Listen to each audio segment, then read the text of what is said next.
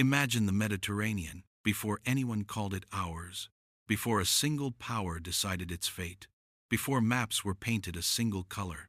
Look at it at night, dark, vast, indifferent to human ambitions. For thousands of years, the Mediterranean was not an empire.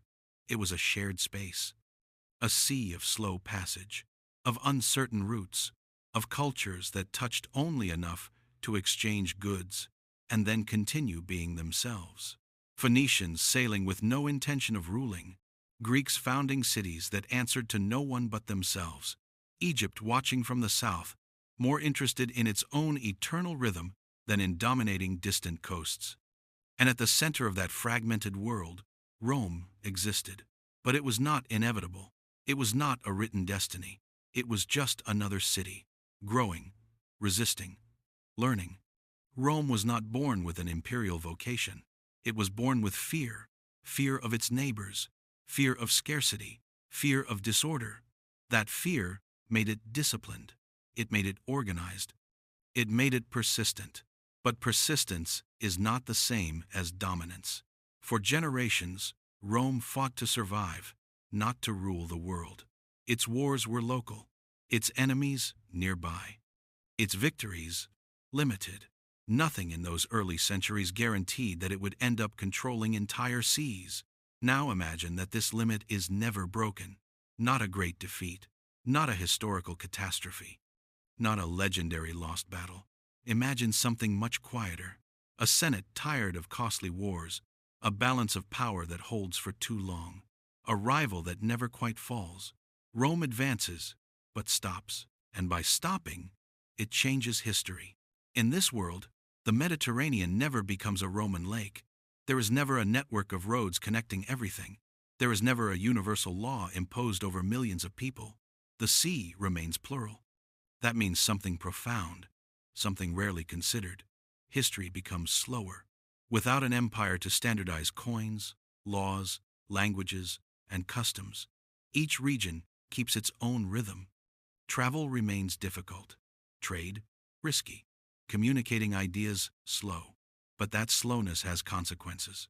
Cultures are not absorbed. They are not simplified. They are not forcibly translated. They develop inward. In the East, Greek cities continue to exist as independent centers of thought. There is no central authority to dominate them.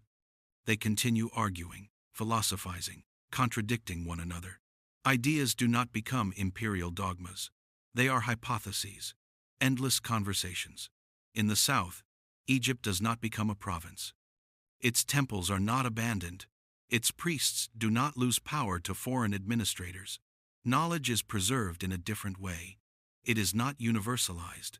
It is kept. In the West, Carthage is not erased from the map. There is no exemplary destruction. It keeps trading. It keeps sailing. It keeps influencing without ruling. This changes something essential. The very idea of power. In a world without a dominant Rome, power is not absolute. It is negotiated. It is fragile. It is temporary. And Rome, by not expanding without limit, transforms. Without vast territories to administer, the army stops growing uncontrollably. Without endless spoils, generals lose personal ambition. Without legions loyal to specific men, politics does not collapse into dictatorships. The republic survives, not as a perfect ideal, but as a system that ages slowly, with conflicts, with corruption, with inequalities. But without deified emperors, Rome becomes a stable regional power, not an imperial monster. And this has a domino effect. Europe is never fully Romanized. There is no network of identical cities from Hispania to Asia Minor. There are no amphitheaters replicated like molds. There is no administrative language crushing the others. Local cultures do not disappear. They transform slowly, without rupture. Northern Europe remains a world of tribes, of shifting alliances, of strong identities. The South retains Mediterranean influences, but without losing its voice. The idea of Europe as a cultural bloc is never born, and that radically changes the future. Without an empire to fall, there is no fall of Rome. There is no abrupt collapse. There is no giant power vacuum. History does not break. It simply continues. That means there is no Middle Ages as we know them. There is no period defined by the loss of imperial knowledge. There is no nostalgia for lost greatness. There is no need to rebirth. Progress is not linear or spectacular. It is irregular, human. Innovations appear in different places, at different rhythms. Some are lost. Others are rediscovered centuries later. Nothing imposes itself on the entire world. And religion is different. Without an empire adopting it as a tool of cohesion, no faith becomes universal by decree. Beliefs coexist, compete, dialogue. Some expand slowly, others fragment. None rule entire continents. Spirituality remains local, tied to community, landscape, memory. There are no forced mass conversions. There are no religious structures copied across all territories. This does not eliminate conflicts, but it makes them smaller, more human, less absolute. The Mediterranean, in this world, is not the center of the world. It is just another sea, important, alive, but not dominant, and that makes the world larger, harder to understand. Less controllable, but also more diverse. Now imagine the psychological effect of living in such a world without a clear center, without a supreme authority that explains everything. People do not think in imperial terms. They think in terms of community. Identity is not Roman. It is local, concrete. That changes how people see themselves, how they understand power, how they accept diversity. There is no single official history. There are many small histories. And when there is no dominant narrative, time feels different. The past does not weigh as much. The future is not promised as glorious. Life happens, and that's it. Now, return to the sea. Imagine again the Mediterranean at night, without imperial fleets, without mandatory routes. Just small boats, guided by stars. Merchants who depend on trust. Travelers who do not know what laws they will encounter upon arrival. A more uncertain world, but also freer. It is not a better world. It is not a worse world. It is a different world. One where history does not accelerate until it overflows. Where civilizations are not absorbed by a single one. A world where Rome existed, but was not everything. And while that image lingers in your mind, you do not need to keep thinking about it. History can continue without you awake. The sea will keep moving. Cultures will keep changing. Time will keep passing. You can rest. In this world without a dominant empire, time is not organized around great milestones. There is no universal before and after. There is no date everyone remembers as the moment everything changed. Changes arrive slowly, almost without anyone noticing. Generations are born, live, and die, without feeling that they are part of a glorious or decadent era. They simply live. And that alters something deep in the human mind. Without an imperial structure that encompasses everything, power is perceived as something close, limited, negotiable. Rulers do not seem like gods or eternal symbols. They are people, fallible, replaceable. That does not eliminate ambition, but it contains it. Wars still exist, but they rarely become endless conflicts that devastate continents. They are disputes over resources, over small borders, over specific routes. When they end, the world does not completely reorganize. It simply continues. Commerce, in this scenario, becomes the true thread that connects civilizations. Not an imperial commerce regulated by common laws, but fragile networks based on personal trust. Merchants know each other by name. Routes change with the season. Prices are not universal. Each journey is a gamble. That makes exchange slower, but also more meaningful. Objects do not circulate in mass. They circulate as stories. A Greek vase in a Western city is not a product. It is a rarity, a symbol of distant contact. Ideas travel the same way. Without imperial academies, without central libraries that compile all knowledge, ideas are transmitted in a fragmented way. They are lost. They are distorted. they are reinvented. A philosophical theory may disappear for generations and reappear centuries later elsewhere, transformed. There is no single canon. There is no absolute orthodoxy. That slows rapid technical progress, but favors something else: intellectual diversity. In this world, there is no Roman science. There are many ways of understanding the world, some more accurate, others more poetic, all human, and this directly affects technology. Without an empire needing roads to move armies, engineering develops unevenly.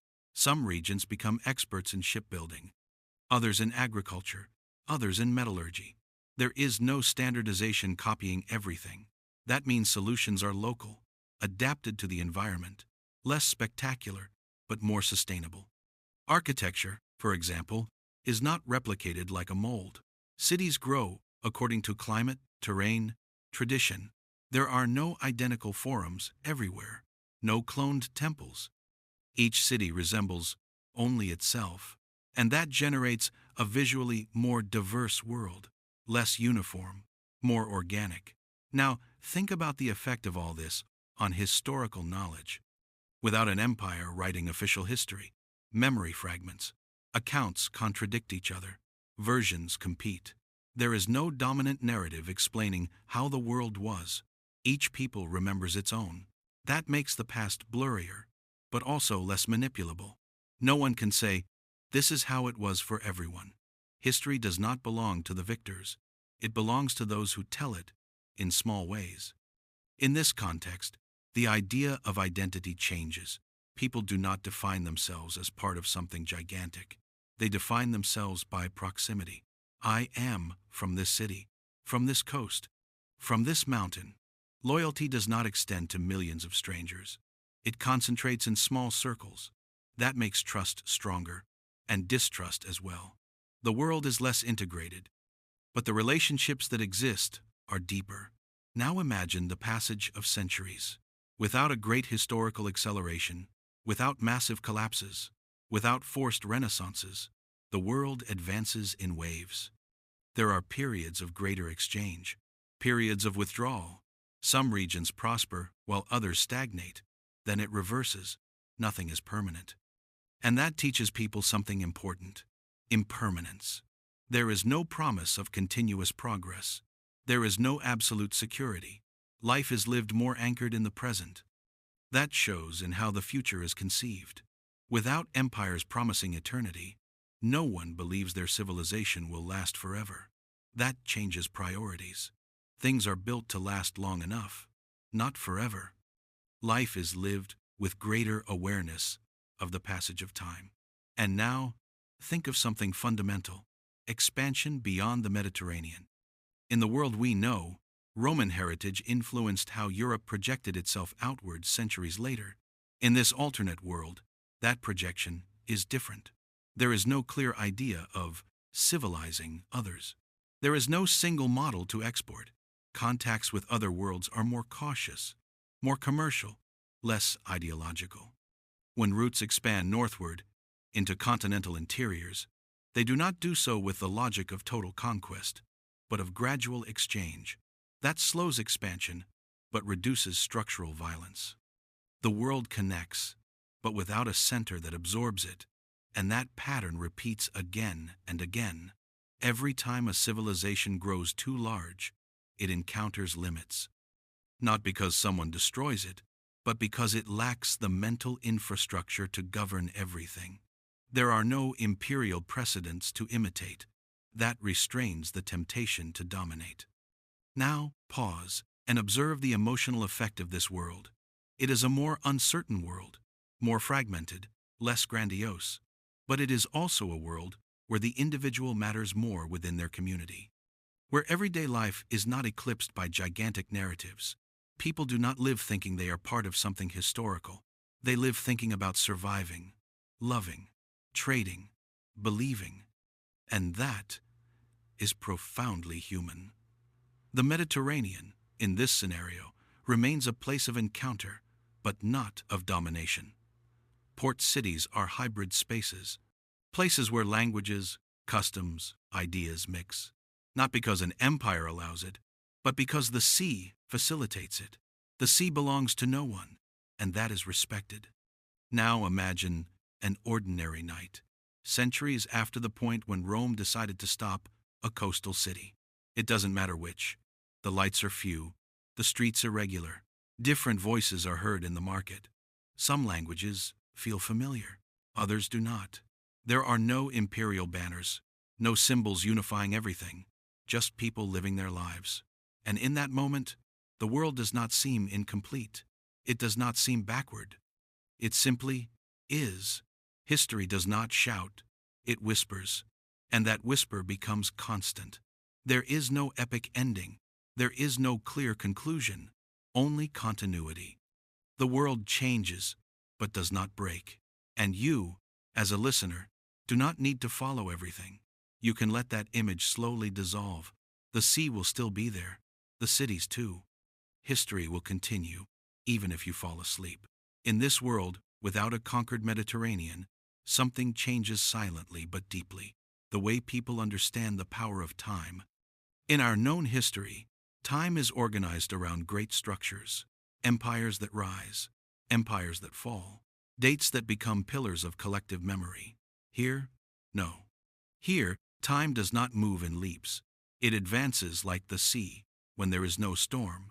That has consequences not immediately visible. People do not grow up expecting to be part of a golden age. They do not expect their generation to be remembered. Ambition exists, but it is not epic, it is practical. To be respected in your city, to secure your family's future, to maintain balance with neighbors, that is enough. And when ambition does not aim at infinity, damage is also limited. Wars, when they occur, have short memory. They do not become founding myths. They are not celebrated for centuries. They are remembered as mistakes or as necessary tragedies and then left behind. This detail changes collective psychology. In the absence of a glorified imperial past, violence is not inherited as pride. It does not become identity. Each generation carries less symbolic weight. Now imagine how that affects the idea of progress. Without a Roman model unifying infrastructures, there is no obsession with building forever. Buildings are raised with the expectation of being repaired, modified, replaced. Nothing is conceived as eternal. That allows cities to breathe. They grow, they shrink, they transform. Ruins do not become symbols of decadence. They are part of the normal landscape of the passage of time. And living among ruins without trauma teaches something important, that the end is not necessarily a fall. Sometimes it is just a change. Now think about knowledge. In this world, there is no great universal library. There is no center where everything is compiled. Knowledge lives dispersed, in workshops, in small temples, in oral traditions. That makes it fragile, yes, but also adaptable. When an idea disappears in one place, it may survive in another. It does not depend on a single institution, and that prevents catastrophic losses. There is no single fire that erases centuries of knowledge at once. Losses are partial, painful, but not total. Knowledge behaves like seeds carried by the wind. Some do not germinate. Others do centuries later. Now observe how this world treats difference. Without a dominant language, translation is a constant necessity. And translating is not just moving words from one language to another. It is interpreting, adapting, accepting that something does not fully fit. That makes people more tolerant of ambiguity. Foreign ideas are not accepted as universal truths. They are examined, debated. There is no rush to unify. That slows the speed of change, but increases its depth. Cultural transformations, when they occur, are more organic, less traumatic. Now think again about expansion beyond the Mediterranean. In this world, when trade routes extend to distant lands, they do not carry with them a closed imperial model. They carry questions. Who lives here? How do they trade? What do they value? Contact is not immediate absorption. It is prolonged negotiation. That reduces structural violence, but does not eliminate it completely. Conflicts still exist. The difference is that they are not justified as historical destiny. There is no civilizing mission. only concrete interests. And when interests change, conflict dissolves. Now, pause and observe the effect of this on religion once more. Without empires adopting a faith as a backbone, religions do not become administrative tools. They do not organize into massive hierarchies. They do not accumulate territorial power systematically. That does not mean they are weak. It means they are flexible. They adapt to communities. They change with them. Dogmas are less rigid, practices more diverse. Faith does not become an absolute border between peoples. It is one more layer of identity that reduces religious wars to localized conflicts, never to clashes of civilizations. And that difference is enormous. Now think about the individual. In this world, a person's life is rarely absorbed by a gigantic narrative. They are not expected to die for the empire. They are not expected to sacrifice their life for an abstract idea they do not know. Sacrifice exists, but it is personal. For family, for the city, for the close group. That makes death less symbolic and more real. And paradoxically, that makes it more valuable. Life is not offered so easily when eternal glory is not promised. Now imagine how this world reaches moments of crisis, because crises exist in any history. Droughts, epidemics, natural disasters.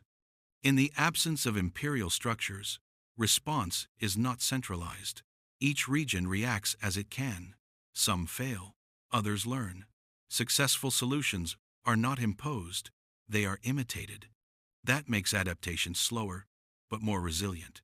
There is no systemic failure that collapses everything at once. The world fragments, but does not collapse. And now, with all this in mind, return to Rome.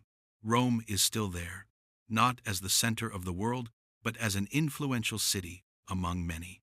Its laws are respected in its region. Its culture admired in certain circles, but not copied by obligation. Rome does not define civilization. It is part of it, and that, ironically, preserves it. Without the burden of governing everything, Rome does not break under its own magnitude. It does not need to control the uncontrollable. It survives by adapting. Now imagine the passage of 1,000 years. The map of the world is unrecognizable compared to ours. Not because there is more chaos, but because there is less uniformity. Cultures do not converge toward a single mold. They diverge. The world is harder to summarize, harder to explain in a book, but also harder to dominate, and that creates a strange sensation. A world without a center, but full. Without a single narrative, but rich in stories. And now, slowly, let that image blur. Do not try to hold on to it. This world does not need to be fully understood, only imagined. The sea keeps moving, cities keep breathing, and you can let the thought dissolve. History does not stop, but it does not demand your attention either. You can rest. In this world without a conquered Mediterranean, something becomes increasingly evident over the centuries. The absence of a center does not create emptiness. It creates space. Space for differences to breathe. For solutions not to resemble one another. For error not to multiply on a continental scale.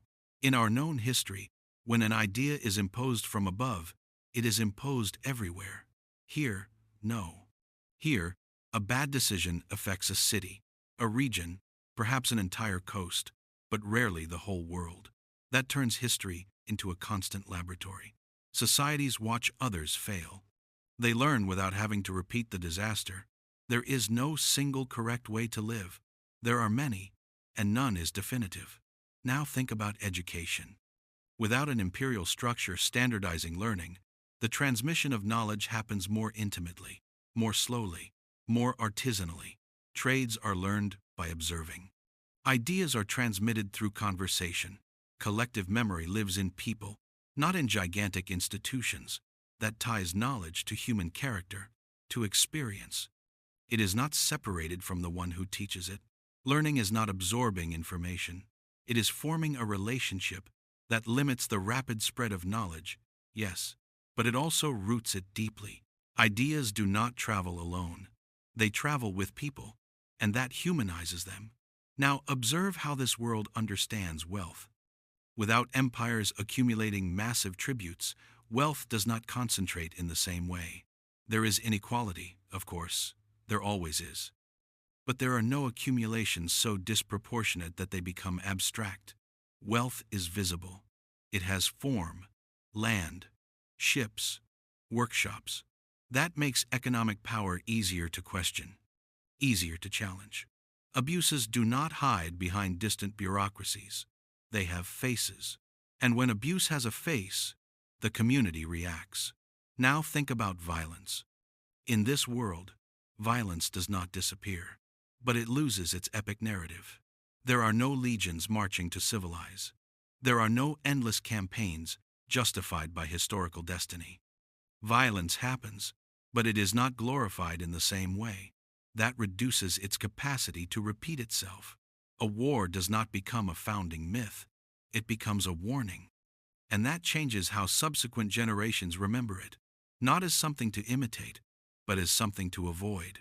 Now, think again about the individual. In a world without empires, the feeling of insignificance is smaller, not because the world is small, but because the human scale matters. A person's life is not diluted in imperial statistics. It is not a number in a giant census. Each death weighs. Each absence is noticed. That does not make life easier, but it does make it more conscious. Now observe the passage of time from very far away. Centuries, millennia. The world changes, but does not accelerate out of control.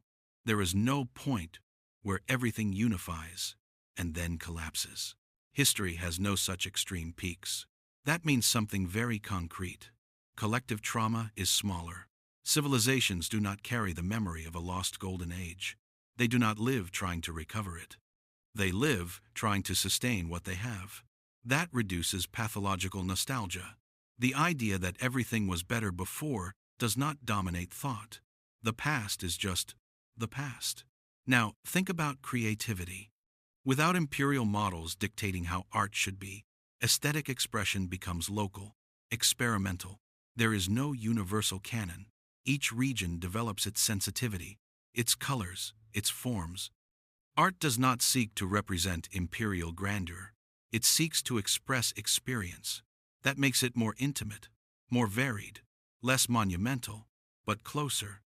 Now imagine how this world reaches what we would call modernity, not as a sudden rupture, not as a global revolution, but as a slow accumulation of small changes, technologies appearing here and there.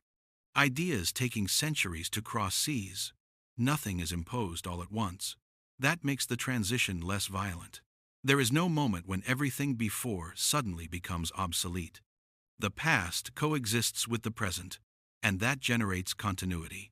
Now, pause and observe something subtle. In this world, the notion of progress is different. It is not measured by speed, or by expansion, or by dominance.